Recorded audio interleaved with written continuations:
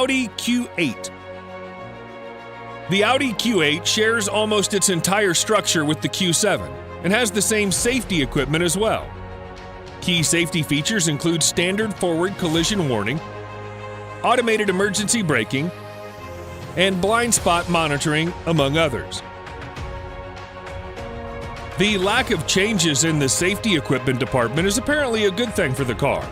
The NHTSA gave the 2021 Audi Q8 5-star crash test rating. It earned a perfect score in the side crash test and all its subcategories, and near perfect in frontal offset as well as rollover. The IIHS even named it a top safety pick, which means it has a good safety rating for driver and passengers, roof strength, front crash prevention system for both vehicle-to-vehicle and vehicle-to-pedestrian assessment.